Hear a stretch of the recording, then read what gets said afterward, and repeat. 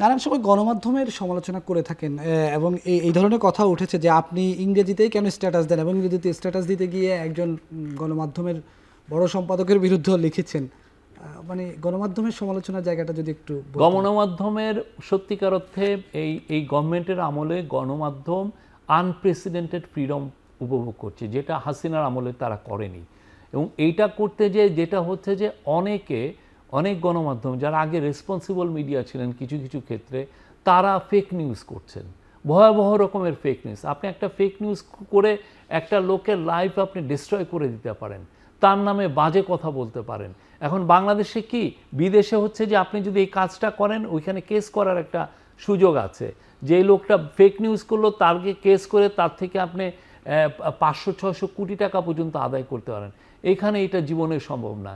আপনি কি করেন, আপনি একটা ফেক নিউজ করলেন, করে তাকে আপনি ডিস্ট্রয় করে দিলেন, দিয়ে আপনি একদিন পরে বললেন যে সরি, এবং সরিও বলছেন না, অনেক ক্ষেত্রে সরিও বলছেন না, কারণ আপনি তো ওই স্বাধীনতা পেয়ে গেছেন।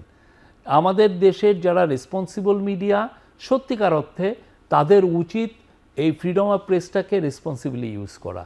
আমরা যেটা দেখছি, মানে একের পর এক ফেক নিউজ করছেন, ডিসইনফরমেশন করছেন, মিস ইনফরমেশন করছেন, আপনি এটাকে ছড়িয়ে দিচ্ছেন। এবং এখন তো অনলাইনের যুগ, আপনি একটা অনলাইনে আপনি রিপোর্ট করা মাত্র কি করে 10,000 ওয়েবসাইট এটা কপি করে ওইটা ছেড়ে দেয়। তাহলে কি আমাকে বলা হচ্ছে, ধরেন আমাকে বলা হলো যে শফিকুল আলম চোর, ঠিক আছে, তো আপনি করে একটা রিপোর্ট করলেন, করার পরে আপনি একদিন পরে আমি যখন প্রোটেস্ট করলাম, আপনি বললেন যে সরি, আপনার এটা আমাদের ভুল হয়ে গেছে, আমি এই নিউজটা সরিয়ে ফেলছি।